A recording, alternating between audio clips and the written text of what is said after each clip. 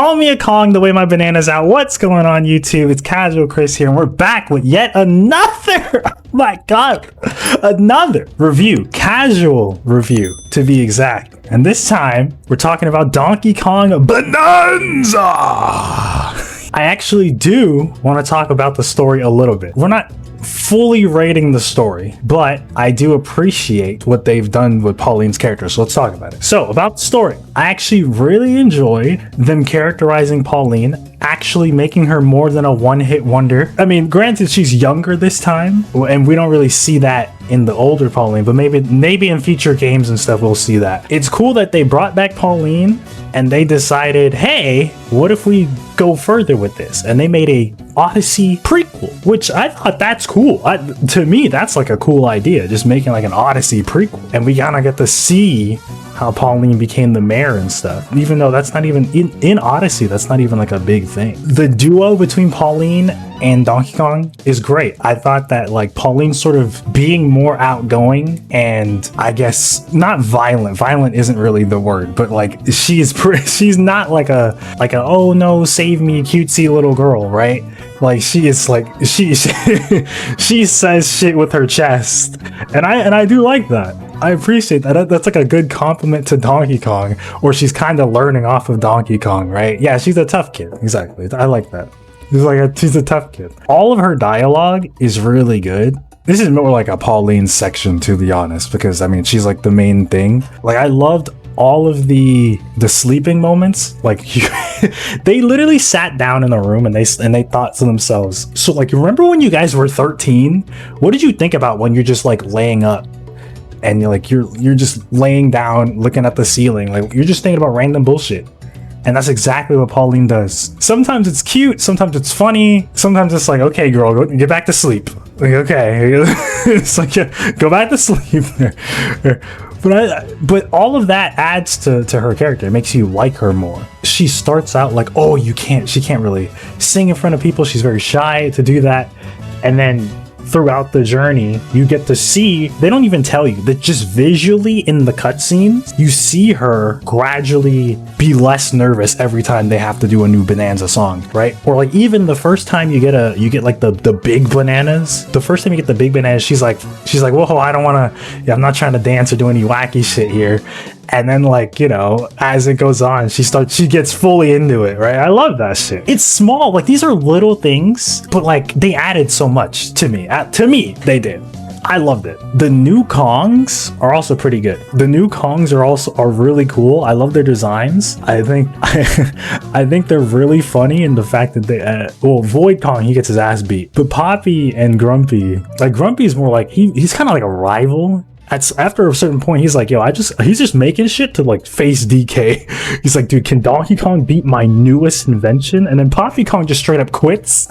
And then you work with her in that one layer that was really cool. I don't know, man. I thought the characters in this were really great. And also, I mean, we're not gonna talk about the elephant in the room. We'll have a whole section for that, so I can put like a big spoiler warning or whatever, but that's also great as well. At the end of the day, it's not really anything crazy. I'm just saying, and I just wanted to point out that I'm giving it, think of these as bonus points rather than 2 out of 5, if that makes sense. Dude, shout outs to editing, right? Because like none of this shit will be in the video. So I can say my balls itch like right now and that shit wouldn't be in the video. Visuals is nice and quick. We can get this out the way. I mean, the game looks great. I mean, it's the second Switch game. Game looks fantastic. I mean, all of the layers look super cool. There's really unique layers, like the burger layer. What was it, the groove layer, where it's like you can see the music like pulsing through the area and stuff. The final couple areas as well, with all the gold and coloring and stuff. The final like boss area was also like, dude, the environments are super good. Yeah, the ice lava level. That one is cool. You see, like they do cool stuff with that, because that became like, it's like hot chocolate. They were doing really interesting stuff with the levels. They were getting really creative. All the characters animate great. There's such cool details. Like when you're in a Bananza form, Pauline is still singing. You can like look at the model and like she's actually singing. I would rank stories for what they're trying instead of overall. I mean, all it gets is 1 more point. If we did it overall, all it gets is 1 more point. We can do that. We can do that. In the visuals, what I wanted to mention, I want to mention two things in the visuals. I mean, not less visuals, but more like a technical feat. The fact that everything in this game is destructible and it's on Switch 2 is kind of impressive. It's like the game doesn't have to load any extra bullshit. You just go into the world and it's like, yeah, dude, just break it. I'm like, okay. Sounds good to me. And it's really, and it works really well. Like the way you can interact with the terrain and stuff, that shit's impressive. That's super cool. The downside to that is the frame rate is not happy a lot of the time, especially when a lot of terrain is being moved at the same time. If a lot of terrain is being moved at the same time, like this is apparent in some of the boss fights, like some of the Void Kong boss fights, he would do a thing and it would like drop a wave of like the terrain and the frame rate would plummet. Like it's so bad. But in normal gameplay, it's usually fine. It's usually a solid 60 most of the time. It does jump up. It does drop down quite a bit, and that is a problem. So yeah, I mean, frame rates is tough. I don't know if they can do anything about that, if they can maybe smooth it out or whatever, or if that's just what we're gonna have to deal with it. Maybe they can patch it, maybe they can't. It does suck, especially because people are gonna use this. They're gonna use this to their advantage for their agenda. Oh, they're like, oh, it's the first big Switch game outside of Mario Kart, and its frame drops. Oh my god! But they're not really taking into account the amount of technical craziness this thing is doing, because you put this game on PS5, it's also dropping frames. They're not really thinking about that, but it is a problem. I can acknowledge that it is a problem. So we'll give it a 4. Giving it a 4 on the guys. It's a 4 on the visuals. We'll save music for last, because I'll definitely be glazing that a little bit more than I need to. You guys like gameplay? A game with actual fucking gameplay? A game with gameplay? This is a gameplay first game. This game, true sequel to Odyssey in spirit and in gameplay. They decided, you know what? We're done with this Mario guy. What if we made an Odyssey sequel? Well, this one's it's a prequel, but you know what I mean. But if we made Odyssey 2, what if Donkey Kong is the main character? And now we make abilities based on Donkey Kong. And they came up with all kinds of bullshit. They said, yeah, dude, what if you can pick up a piece of the terrain and you surf on it? Okay, sure. What if you can pick up that same piece of terrain and then use it as a double jump? All right, cool. What if he's got his roll from the classic games, the classic 2D games? He has his roll back. You can roll off a shit. You can jump out of the roll. You can roll off a cliff and then jump. Let him do it. Sure, who cares? Let them surf off a cliff, jump off the rock, then roll, then jump out the roll. Let him do that. Dude, who cares? They just said, dude, fuck it, man. If the players can have fun, put it in the game. And that's all we can ask for these days, man. I love the Bananza forms. They also give you more movement, more options. Because once you get ostrich, I mean, there's no gap in the game that looks uncrossable.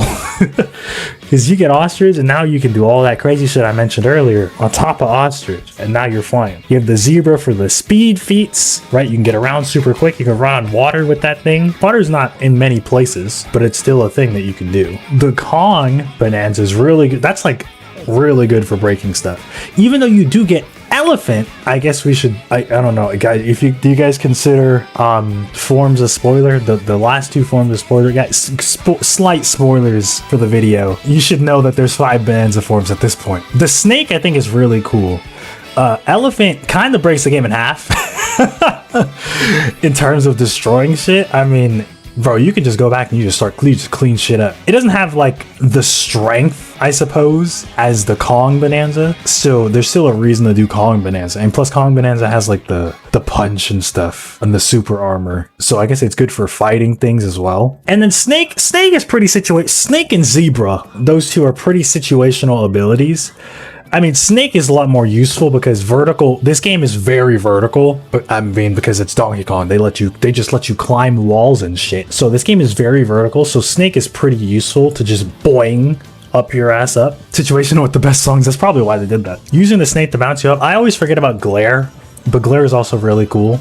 I like the things that that you do, like the challenges that you do with the Glare. Speaking of the challenges, I like the challenges. Nothing insane, at least as far as at least, you know, in the main game. I'm sure post-game shit is a little harder, as Mario games kind of are, even though this isn't a Mario game, but It is. I had a lot of fun with those. Sometimes they kind of had me scratching my head a little bit, like, oh, how do I go about this? Like, I was like, oh, like, how do I do this here? And because the game introduces so many goddamn mechanics at you, and this is a good thing, by the way, it's constantly adding shit. It's like, okay, you come here, now you have a block that lets you fly up. And it's like, oh, okay, that's cool. What can I do? Now you can do all kinds of crazy shit with that block. You go to a new area, and now you can throw, if you throw a material, it'll create a path. And you're sort of creating your path in the air to get from island to island.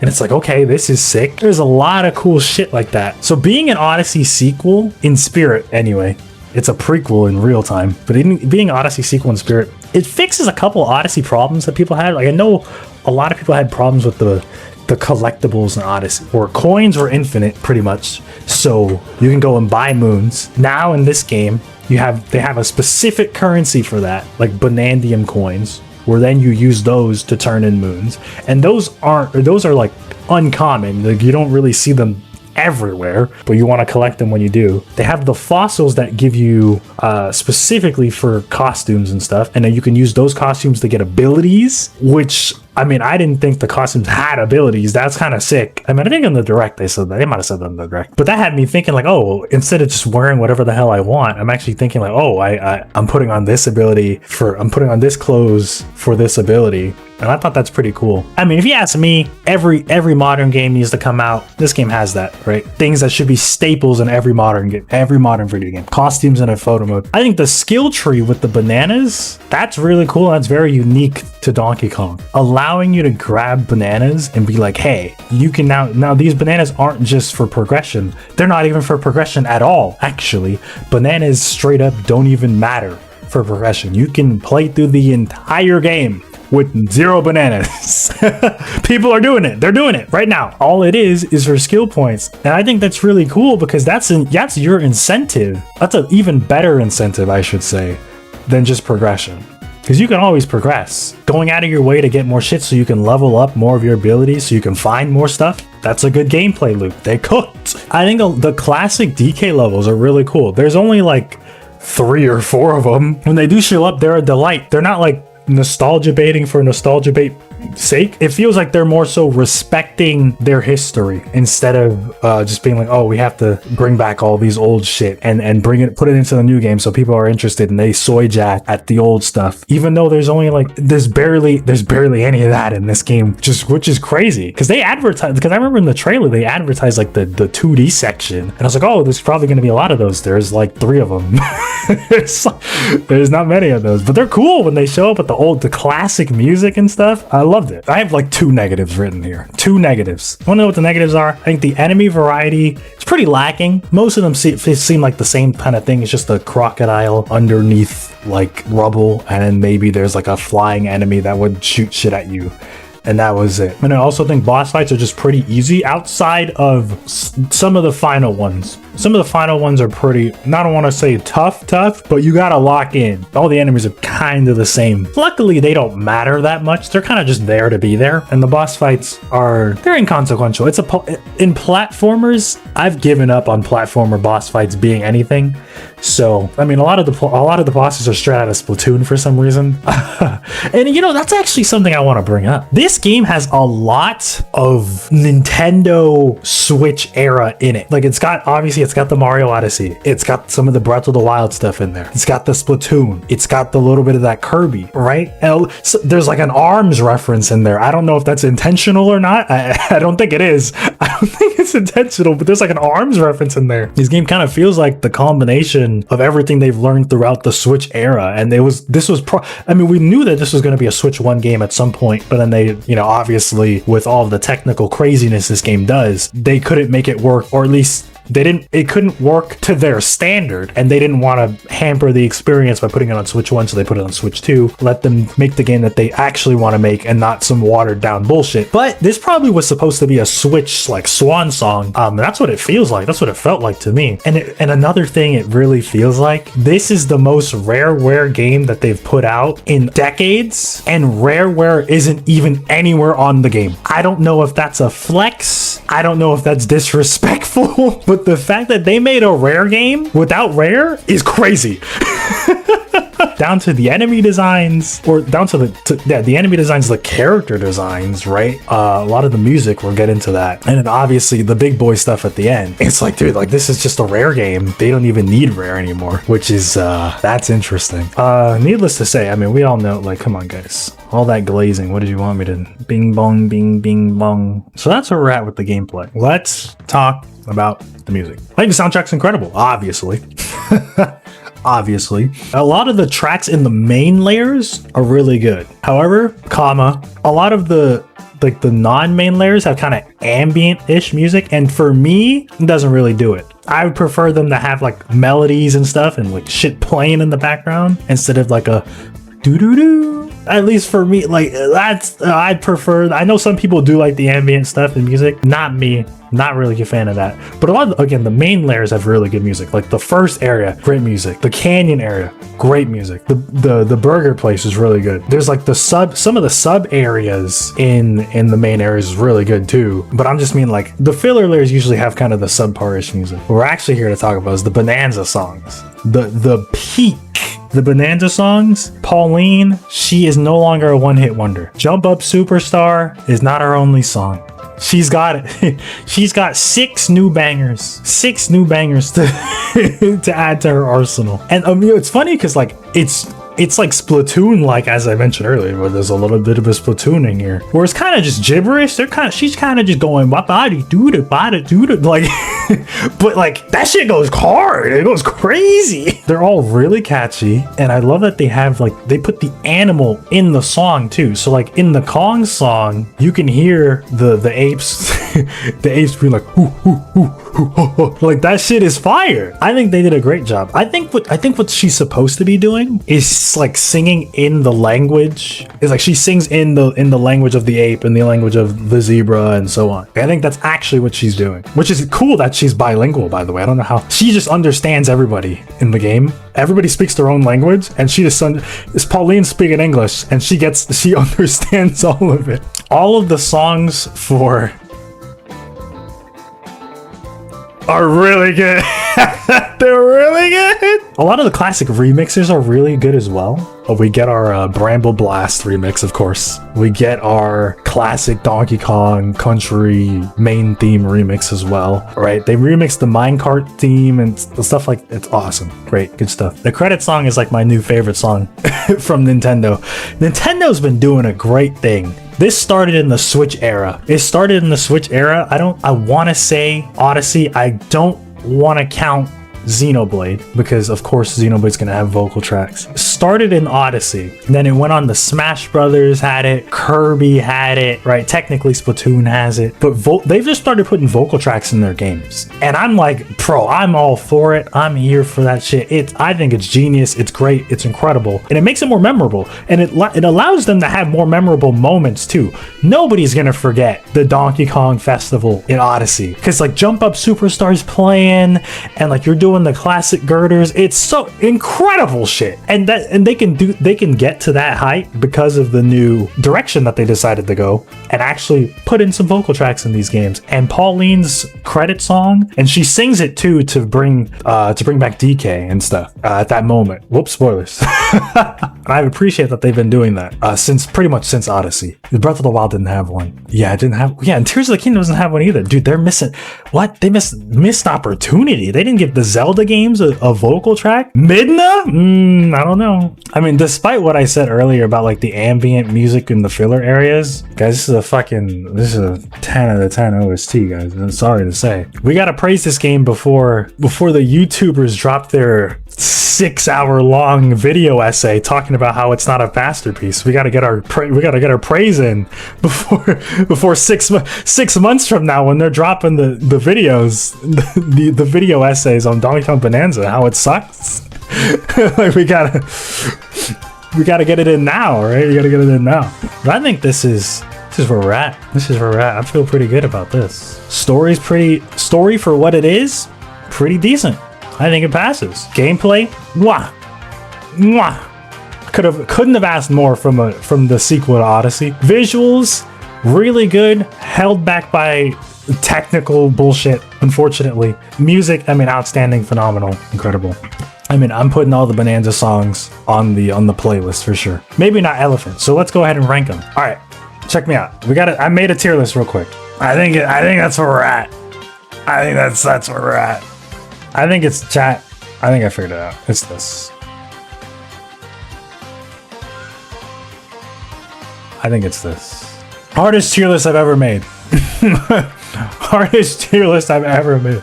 We're not quite done with the review though. The review's not quite done. Hold on. Spoilers! Wee woo, wee woo, wee woo, wee woo, wee woo.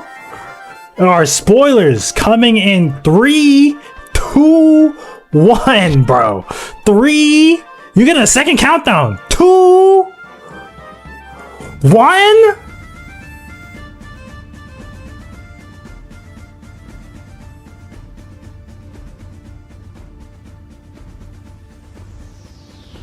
You know we're waiting for the drop. Oh my god! 20 plus years people were waiting for this shit. They were waiting for this fat fuck to come back for years, and they did it in the best way possible. I'm not a big Donkey Kong like guy, right? You know, I didn't play them all growing up like that. It wasn't my big. It wasn't like for me. I was more on the Mario drop a thing. I'd play that. Donkey Kong was kind of like a subset of Mario for me. He'd be in the Smash Bros games. He's always in Mario Kart. Never really didn't play his games as much as like the other franchise. But I still understand how much this means to bring back K. Rool in 2025 in a mainline Donkey Kong game and be the villain and be as strong of a villain as he was there. And the way that they just completely, like the triple, it's like a 4-phase boss fight, right? All the music they bring back, like when he awakens, you hear the OG K. Rool theme from Donkey Kong Country 1. And it's even in this song. It's right here. And then you get to the boxing ring, and they start playing the 64 boss theme. Come on, this type of shit. This is what raises generations, right? Like this people are gonna praise this game for years to come, just because they did this. Now, I would like to question: is he here to stay? Is it a one-time thing? That is something I'm interested in. And speaking on the future as well, this team, they made Odyssey, they made Donkey Kong. Follow me here. What if the next game is a Mario and Donkey Kong co-op game? I think I literally said this in my like Switch thing, one of my Switch videos. What if the next step here is to take both of these guys, Mario and all his crazy movement, DK and all his crazy movement and destructible shit, and we put it in one game and we make them a tag, and maybe we have to save Pauline, right? Isn't that just an easy layup? Because now you had the Odyssey prequel that they did. Now you have Odyssey, and then maybe you make a sequel with Donkey Kong and Mario. I can see that happening. That would be sick. If they just make a Mario game that's some crazy new Mario game, that's also fine by me. Doesn't matter. But, you know, I'm on to them if they're doing this, right? You set up Mario, you set up Donkey Kong, and now you put them together. I think that would work. That would work, and I think that would be super cool. And it'd be like, they'd call it like Mario and Donkey Kong something. All right, write the one down, guys. Write that one down, because if that shit happens, you got me to thank. But yeah, gamers, that is Donkey Kong Bonanza. I mean, banger game overall. Mario versus Donkey Kong, but the versus is crossed out and replaced with the and. Oh, that would go for a sick logo. That would be such a sick logo. Maybe the game starts with them fighting each other. Dude, all right, we're cooking a little too much. We're cooking a little too much. Sometimes you cook too much, and there's not enough. There's too much food to go around. You gotta slow down. We gotta slow down. But I think that would be sick. I do think that is potentially a direction we're going. I'm sure they're hard at work at the next Mario game. Funny enough, Koizumi was not on this game. Like the main Mario guy is not on this game. The main like Mario director did not direct this game. It was the other guy who was also on Odyssey, but he didn't do. But he was the main director of that one. So they're probably cooking shit on the side over there. And now that this game is done and out, this team is probably going to come back and merge back with the big Mario team over there. Probably going to do whatever idea that they're going to have. Chatters, that's it for Donkey Kong Bonanza. Again, banger game. Fantastic game. If you own a Switch 2, pick it up. If you don't own a Switch 2, go buy a Switch 2 and pick up the game. Okay? It's that good. This is basically a system seller. Everybody knows Mario Kart's a system seller, but I think now that we've both had Mario Kart and Donkey Kong come out, I think perhaps they should be swapped. Donkey Kong should have came out first, and then we drew Mario Kart. Just because that's what they did with Switch 1, right? We had Breath of the Wild, and then Mario Kart came out. I think they could have repeated it there, because I feel like people would probably be complaining less about Mario Kart if there was another game that they could have played. I also feel like that maybe, that was a misplay on Nintendo, but it's all in the past. It's not gonna matter in a couple months. Gamers, let me know what you think about Donkey Kong Bonanza down in the comments section below. Let me know if you hate it. Let me know if you love it. Like, comment, subscribe right here on YouTube for more content. And I'll catch you guys next time. See ya.